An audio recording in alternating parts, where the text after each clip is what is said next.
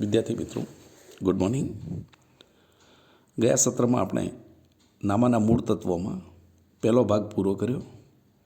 હવે આપણે બીજા ભાગની શરૂઆત કરીશું. બીજા ભાગની શરૂઆતમાં પહેલું પ્રકરણ છે ભૂલ સુધારણાના હિસાબો, રેક્ટિફિકેશન્સ ઓફ એરર. મિત્રો, અત્યાર સુધી આપણે અભ્યાસ કર્યો છે જેમાં આમ નોંધ છે, પેટા નોંધ છે, ખાતા વહી ખતવણી છે, રોકડ મિલ છે, ખાતાની બાકીઓ શોધી અને કાચું સરવૈયું તૈયાર કરવામાં આવે છે. આપણને ખબર છે કે જ્યારે કાચું સરવૈયું મળી રહે એટલે કે ઉધાર બાજુ અને જમા બાજુનો સરવાળો સરખો થાય તો આપણે એમ કહી શકીએ કે આપણા હિસાબો લખવામાં કોઈ ભૂલ નથી. પરંતુ જો કાચું સરવૈયું ન મળે તો ભૂલોનો ખ્યાલ આપણને આવી જતો હોય છે. પણ મિત્રો, ઘણી વખત એવું બને કે કાચું સરવૈયું મળી જાય એટલે કે બંને બાજુના સરવાળા સરખા થાય છતાં પણ ભૂલો રહેતી હોય છે. ભૂલોની જે છે એની શક્યતાને નકારી શકાતી નથી. હવે આ ભૂલો સુધારવા માટે એકાઉન્ટની અંદર આ ભૂલો સુધારવા માટે રબરથી ચેકચાક કે ભૂસીને કરી શકાય નહીં. જે ભૂલ થઈ છે એને વિરુદ્ધની અસર આપી અને સાચી અસર આપી અને ભૂલો સુધારવામાં આવે છે. મિત્રો, કાચા સરવૈયાને અસર કરતી અને કાચા સરવૈયાને અસર ન કરતી ભૂલો, આ રીતે ભૂલોના બે પ્રકાર છે આપણે જોઈએ છે. બીજી વાત મિત્રો, કે આ ભૂલ સુધારવા માટે એક સીધો નિયમ છે કે જે તમે ખોટું કર્યું છે, જે ભૂલથી તમારી ભૂલ છે, જે ખોટું કર્યું છે એની વિરુદ્ધ અસર આપો. આ ખોટી અસરને દૂર કરવા માટે તમે વિરુદ્ધ અસર આપો અને જે ખરેખર અસર આપવાની હોય એમ આપો. એટલે કે અનડુ વોટ ઇઝ રોંગ. ખોટું થયું એ ન કરો, પણ ખોટું થઈ ગયું છે તે સુધારવા માટે એને વિરુદ્ધની અસર આપો અને ડુ વોટ ઇઝ કરેક્ટ. જે ખરેખર સાચું છે એ તમારે કરવાનું છે. તો આ નિયમને ધ્યાનમાં રાખીને આપણે ભૂલ સુધારનાર નોંધ લખીશું. મિત્રો, હિસાબી ભૂલોના બે પ્રકાર છે. એક છે કાચા સરવૈયાને અસર ન કરતી ભૂલો અને બીજી છે કાચા સરવૈયા પર અસર કરતી ભૂલો. જેમ આપણે જ વાત કરીએ હમણાં કે આપણે હિસાબો લખ્યા હોય અને કાચું સરવૈયું મળી જાય છે, એટલે કે બંને બાજુના સરખા સરવાળા થઈ જાય અને છતાં ભૂલો રહી હોય તો આવી ભૂલોને આપણે કાચા સરવૈયા પર અસર ન કરતી ભૂલો કહીશું. પણ જ્યારે કાચું સરવૈયું ન મળે, બંને બાજુનો સરવાળો સરખો ન થાય તો અને એટલે કે આવી ભૂલો છે જે કાચા સરવૈયાને અસર કરે છે. તો હિસાબો ભૂલોના બે પ્રકાર છે. એક છે કાચા સરવૈયાને અસર ન કરતી ભૂલો અને બીજી છે કાચા સરવૈયાને અસર કરતી ભૂલો. મિત્રો, પ્રાઇમનેટમાં તમે જુઓ, કાચા સરવૈયાને અસર ન કરતી ભૂલોમાં એક છે વિસરચૂક ભૂલ, બીજી સિદ્ધાંતની ભૂલ, ત્રીજી છે ખોટે ખાતે લખવાની ભૂલ અને ચોથી છે મૂળ ચોપડો લખતી વખતે ભૂલ અને પાંચમો છે ભરપાઈ ચૂક ભૂલ. આ ભૂલો એવી છે કે જે ભૂલો થઈ હોય છતાં કાચું સરવૈયું તમારું મળી રહે છે. બીજી, કાચા સરવૈયાને અસર ન કરતી ભૂલો, કાચા સરવૈયાને અસર કરતી ભૂલો. જ્યારે આવી ભૂલો થઈ હોય તો તમારું કાચું સરવૈયું મળે નહીં. ઉધાર અને જમા બાજુનો સરવાળો સરખો થશે નહીં. જેની અંદર જે ભૂલો છે એમાં છે ખતવણીની ભૂલ, ખાતાની બાકીની ભૂલ, પેટા નોંધના સરવાળાની ભૂલ અને કાચું સરવૈયું તૈયાર કરતાં થતી ભૂલ. બરાબર છે? સારું. હવે પહેલાં આપણે લઈશું કાચા સરવૈયાને અસર ન કરતી ભૂલ. એમાં એક વિસરચૂક ભૂલ. વિસરચૂક ભૂલ એટલે શું?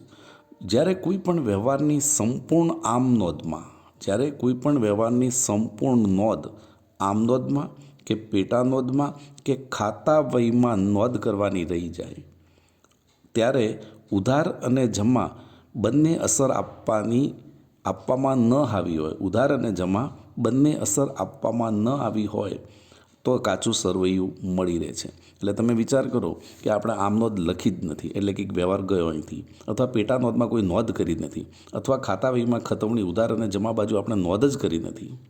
એટલે કે ટૂંકમાં કોઈ પણ વ્યવહારને હિસાબી ચોપડે કોઈ પણ પ્રકારે લીધો જ નથી તો 100% મિત્રો કાચું સરવૈયું મળી જ રહેવાનું છે, કારણ કે ઉધાર અને જમા બાજુ આપણે લખી જ નથી. બરાબર? તો એને આપણે વિસરચૂક ભૂલ કહીશું. હવે આ ભૂલ સુધારવા માટે, વિસરચૂક ભૂલ સુધારવા માટે જરૂરી આમ નોંધ કે ખાતા વહીમાં ખતવણી બંને બાજુ કરવાથી આ ભૂલ સુધરી જશે. 2. સિદ્ધાંતની ભૂલ. જ્યારે નામાના સિદ્ધાંતોનું પાલન ન થાય, એટલે કે ખોટા ખાતે ઉધાર કે જમા થયેલ હોય. દાખલા તરીકે યંત્રની ખરીદી કરી હોય ને આપણે ખરીદ તરીકે લખ્યું છે, હવે મિત્રો અહીંયા તમે જો યંત્રની ખરીદી કરી અને એમ ખરીદ તરીકે લખી દીધું. યંત્ર ખરીદ્યું છે રોકડેથી. હવે નોંધ થવી જોઈએ યંત્ર ખાતે ઉધાર તે રોકડ ખાતે જમા. પરંતુ અહીંયા તમે યંત્રની ખરીદીને ખરીદી તરીકે ગણી, એટલે કે ખરીદ ખાતે ઉધાર તે રોકડ ખાતે જમા. એટલે ખાતું ઉધાર પણ થયું, ખાતું સામે જમા પણ થયું, એટલે કાચું સરવૈયું તમારું મળી જાય. પણ ભૂલ તો છે ને મિત્રો, કેમ કે આપણે યંત્રની ખરીદી કરી છે, માલની ખરીદી કરી નથી. તો આ ભૂલ આપણે સુધારવી પડે. બરાબર. રામ પાસેથી મળેલ કમિશન રામ ખાતે જમા કર્યું છે, તો આને આપણે સિદ્ધાંતની ભૂલ કહીશું. 3. ફરીવાર મિત્રો એક બીજું ઉદાહરણ છે એના માટે કે રામ પાસેથી મળેલ કમિશન. હવે જ્યારે રામ પાસેથી કમિશન મળે તો કમિશન નામની આપણી ઉપજ થઈ. આપણે લખવું પડે કે રોકડ ખાતે ઉધાર તે કમિશન ખાતે જમા. આ નામાનો નિયમ છે, સિદ્ધાંત છે. બરાબર. પણ અહીંયા તમે રામ ખાતે જમા કર્યું છે, જે ખોટું કર્યું છે. રામ ખાતે જમા થાય નહીં. હવે રોકડ ખાતે ઉધાર તે રામ ખાતે જમા કરો. એક ખાતું ઉધાર થયું, બીજું ખાતું જમા થયું, એટલે કાચું સરવૈયું તમારું મળી જ જવાનું છે. બંને બાજુનો સરવાળો સરખો થવાનો જ છે. પણ અહીંયા આપણે ખોટે ખાતે રકમ ઉધાર કે જમા થાય તો તેને આપણે સિદ્ધાંતની ભૂલ કહીશું. 3. ખોટે ખાતે લખવાની ભૂલ.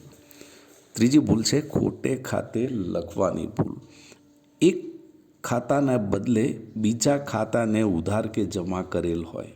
દાખલા તરીકે રીટા પાસેથી મળેલ ₹700 રિયા ખાતે જમા કર્યા છે. મિત્રો રીટા પાસેથી મળ્યા છે તો આપણે સાચી નોંધ એવી હોવી જોઈએ કે રોકડ ખાતે ઉધાર તે રીટા ખાતે જમા.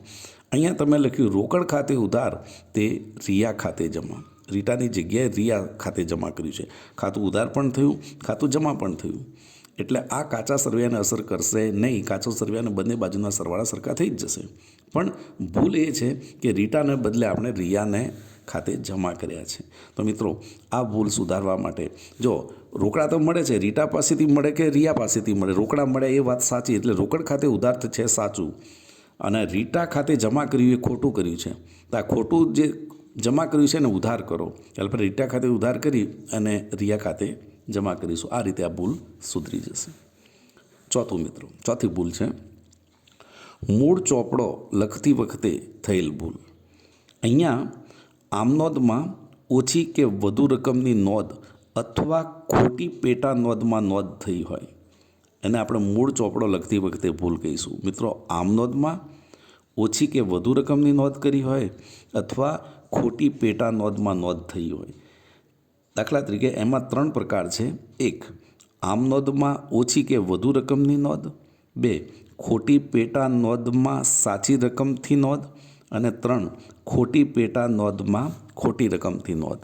તો આ પ્રકારની જ્યારે ભૂલ હોય એ પણ કાચા સરવૈયાને અસર કરતી નથી. દાખલા તરીકે આમનોંધમાં ઓછી કે વધુ રકમ લખી હોય. હવે આમનોંધની અંદર દાખલા કે કોઈ વ્યક્તિ પાસેથી ₹800 મળ્યા અને તમે ₹80 લખ્યા. રોકડ ખાતે ઉધાર ₹80, તે એક્સ ખાતે જમા ₹80. બરાબર છે. તો બંને બાજુના સરવાળા સરખા થઈ જ જવાના. 80 ઉધાર થયા અને 80 જમા થયા. પણ છતાં મિત્રો આ 800ની જગ્યાએ 80 છે, એટલે કે 720 ઓછા ઉધાર થયા અને 720 ઓછા જમા થયા. ભૂલ તો ખરી જ. તો આપણે આ પ્રકારની ભૂલને સુધારવી પડે. પછી જે ખોટી પેટા. હવે આ જ્યારે ઓછી રકમની ભૂલ હોય, રમણ પાસેથી મળ્યા છે તો રોકડ ખાતે ઉધાર તે રમણ ખાતે જમા. ઓછી રકમ હોય તો ખોટી રકમથી આવી જ નોંધ કરવી પડે. ખોટી રકમથી આવી સીધી જ નોંધ કરવી પડે. તો આ ભૂલ આ રીતે સુધરે. દાખલા તરીકે જે મેં વાત કરી તમને કે રોકડ ખાતે ઉધાર ₹800 તે રમણ ખાતે જમા ₹800. હવે ખરેખર આપણે જે ₹800 અહીંયા આપણે ₹80 હતા, બરાબર, તો આપણે અહીંયા ₹800 લખ્યા છે. તો આ ભૂલ સુધારવા માટે આપણે વિરોધ અસર આપવી પડે. ફરીવાર મિત્રો ઓછી રકમની યાદ રાખજો, ઓછી રકમની ભૂલ હોય, તમે ઓછી રકમ લખી છે તો ખોટી રકમથી સીધી નોંધ કરો. અને જ્યારે વધુ રકમની ભૂલ થઈ હોય તો જે વધારાની રકમની જે ભૂલ છે અથવા તફાવતના રકમથી તમારે વિરુદ્ધ અસર આપવી પડે. તો આ રીતે આ ભૂલ સુધરી જશે. 2. ખોટી પેટા નોંધમાં સાચી રકમથી નોંધ. હવે અહીંયા ખરીદ નોંધમાં નોંધવાને બદલે તમે વેચાણ નોંધમાં નોંધ કરી છે. તો અહીંયા ખાતું ઉધાર પણ થયું, ખાતું જમા પણ થયું, કાચો સરવૈયું મળી રહેશે. પણ અહીંયા ભૂલ તો છે જ મિત્રો. માલ ખરીદ્યો છે અને તમે વેચાણ તરીકે નોંધ કરી છે. તો આ ભૂલ સુધારવા માટે ખરીદ નોંધને બદલે વેચાણ નોંધમાં કરી છે. તો વેચાણ નોંધમાં જે ભૂલ થઈ છે તો એની વિરુદ્ધ અસર આપો. આપણે વેચાણ જમા કર્યું છે તો વેચાણ ખાતે ઉધાર કરી અને જે તે વ્યક્તિ ખાતે જમા કરો, અને પછી ખરીદ ખાતે ઉધાર કરી અને જે તે વ્યક્તિ ખાતે જમા કરો. તો આ રીતે આ ભૂલ સુધરી જશે. 3. ખોટી પેટા નોંધમાં ખોટી રકમથી ભૂલ. મિત્રો, ખોટી પેટા નોંધમાં ખોટી રકમથી ભૂલ થઈ છે. એટલે કે અહીંયા 2 ભૂલો થઈ છે. એક દાખલા તરીકે ખરીદીનું વેચાણમાં નોંધ્યું છે અને 800ની રકમ હોય એની જગ્યાએ તમે 8000 લખ્યા છે. તો આ પ્રકારની ભૂલ પણ આપણે સુધારવી પડે. 5મી ભૂલ છે મિત્રો, કાચા સરવૈયાને અસર ન કરતી ભૂલમાં 5મી ભૂલ છે ભરપાઈ ચૂક ભૂલ. હિસાબી ચોપડામાં કોઈ વ્યવહારની નોંધ કરતાં એક કરતાં વધારે ભૂલો થઈ હોય અને જે જમા અને ઉધાર બંને સરખી રકમથી નોંધાય અને કાચું સરવૈયું મળી રહે છે. મિત્રો, કેટલીક વાર એવું થાય કે એક ભૂલ ઉધાર બાજુ થઈ છે, સામે બીજી ભૂલ જમા બાજુ થઈ છે.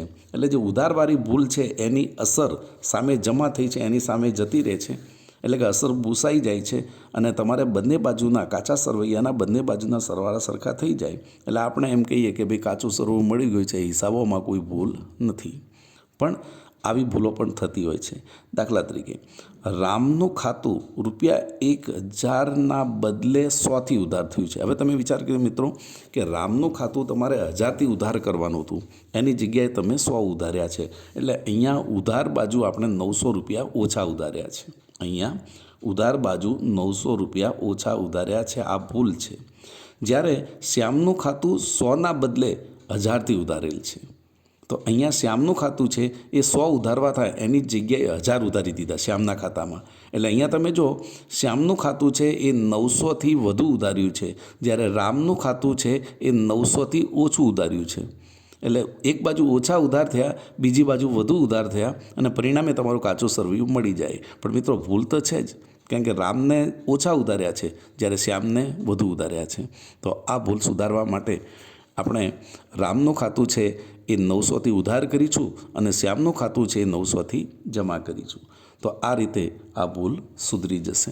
ભૂલ સુધારણાનો નિયમ મિત્રો ધ્યાન આપો. જે ખોટું થયું હોય તેની વિરુદ્ધ અસર આપો અને જે ખરેખર કરવું હોય તે કરો.